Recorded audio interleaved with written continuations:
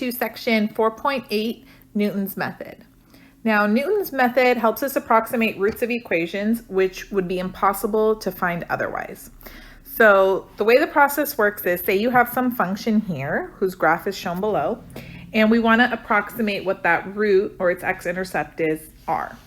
Well, to begin, you have to take a guess at what the root's going to be within a reasonable window. So let's zoom in on the action. And your first guess, we're going to call it x sub 1. So say my guess is that this is what the root is. Well, what I do is I evaluate the function at that x value, and then I'm going to draw a tangent line to the curve at that point. The x-intercept of that tangent line, I'm going to call x2. And now notice that x2 is closer to the root r than my initial guess x1 was. This is good news. I'm headed in the right direction, and we just repeat the process. So now I'm going to evaluate the function at x2. So this is f of x2. And then this was f of x1. And then again, I'm going to draw a tangent line to the curve.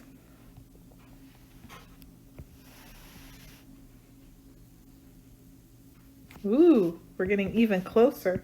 And the x-intercept of that tangent line, let's do it in red, nice and thin. This is x3. And you can see with just a few iterations or repeating the process just a few times with Newton's method, we get very, very close to the root r. So let's go through and define exactly how we can apply this process to functions so that you can calculate or approximate roots with dazzling accuracy. All right, so to begin with, remember we have our first guess x1, and then I want to find an equation or a process in which I can evaluate the next x-intercept of the tangent line, which is x2. So to find a formula for x2, I need to first find the equation of the tangent line, and then x2 is the x-intercept on that tangent line. Okay, so let's think back. We've written equations of tangent lines plenty of times. You need a point and a slope to write the equation of the tangent line. And remember, we're starting with x1, and the y-coordinate would be f of x1, the function value there. So that's our point that we're going to use. Now, what's the slope of that tangent line? It's f prime of x1. So I'm going to use these two quantities now, substituting everything into point slope form, and I'm going to get the equation of my tangent line. So we start with y minus y1 equals m times x minus x1, and then I'm going to replace y1 with f of x1, m with f prime of x1, since this is a tangent line to the curve at x1, and then x1 stays x1. All right, so that's the equation of our tangent line. Equation of tangent line. But remember, what we were most excited about was the x-intercept of that tangent line, x2, because that was getting closer to the root r. So how would I figure out a formula or a way to compute x2? Well, remember, x2 is the x-intercept of that tangent line. So that means its y-coordinate is 0. So I'm going to use the equation of my tangent line and then substitute in y equals 0 and x2 for x. All right, so to begin, I'm going to have 0 minus f of x1 equals f prime of x1. And then remember, this is for x2 minus x1. Now my goal is to solve for x2. So how to begin? Well, we could divide both sides here by f prime of x1.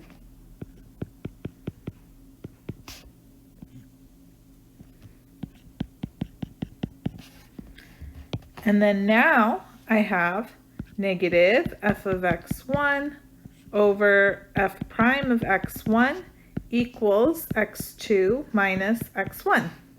And so basically I already have x2 all by itself. All I need to do is add x1 over. So x2 is equal to x sub 1 minus f of x1 over f prime of x1. So that's our formula that we can use to directly compute x2 once we already have taken our guess for x1. All right, well, similarly, what would the formula look like for x3? Well, just copy or use the pattern based on the formula for x2. It would begin with x2 minus, I would have f of x2 over f prime of x2. So we can generalize and say x sub n plus 1 is equal to x sub n minus f of x sub n divided by f prime of x sub n. All right, and that's the formula that you need to memorize for Newton's method. All right, so to begin, we're going to use Newton's method with x sub 1 equals -3 to find x sub 3. So they only want us to apply 2 iterations of Newton's method, and they tell us what to use for our first guess. So first, let's define our function. So f of x is equal to 1/3 x cubed plus 1/2 x squared plus 3.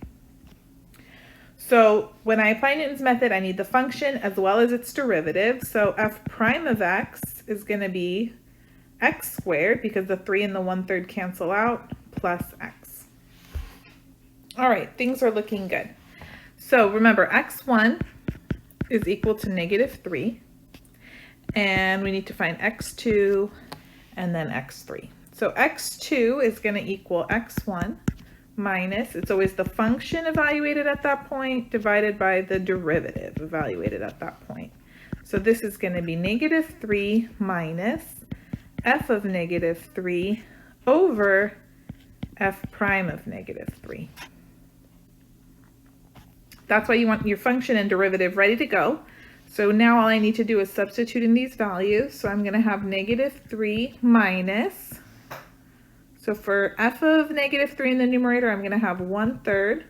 -3 cubed is -27, plus 1/2 times -3 squared is 9, plus 3, over f prime of -3, so -3 squared is 9, plus x, so -3.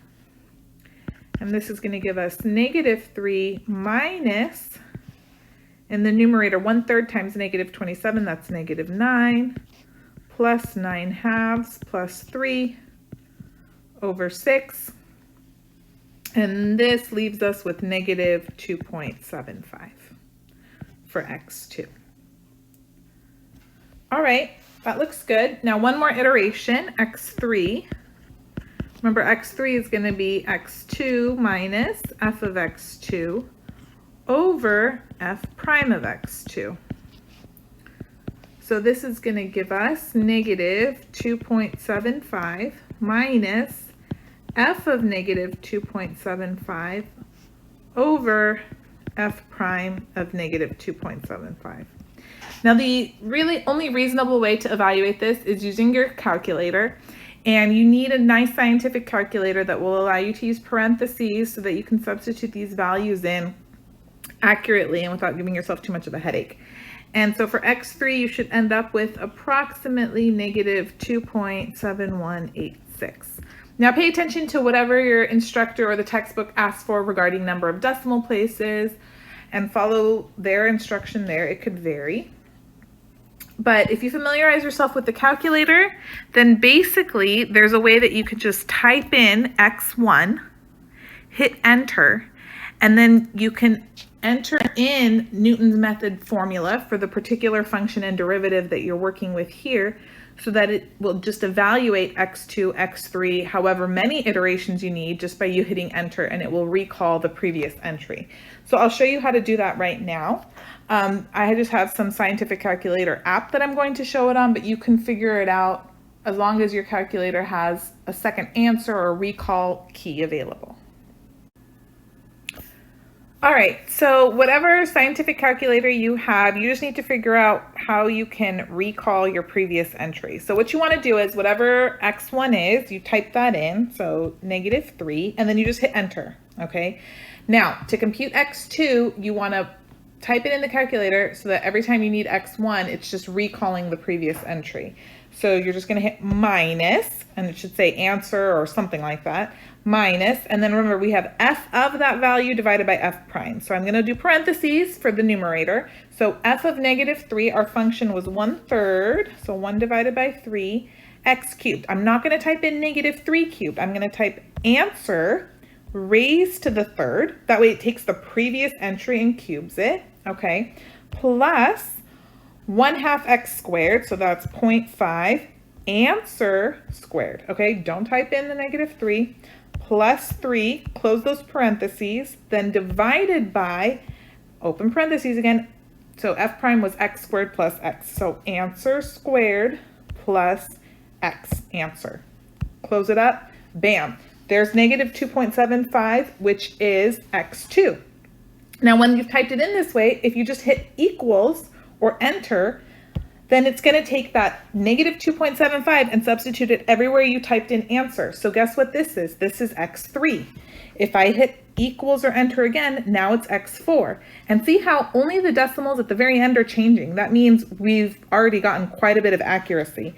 And a lot of the times, I'll just tell my students to just keep hitting enter until the calculator screen stops changing, because then basically you know that you've gotten as much accuracy as your calculator cares to display. So I've been hitting enter as I've been talking right now. And so this is 1, 2, 3, 4, 5, 6, 7, 8, 9, 10, 11 decimal places of accuracy. That's astounding. And it only took 5 or 6 iterations of Newton's method. So this is one way where you can use your calculator to help you as long as you type in everything properly so that you can approximate that root very quickly and easily.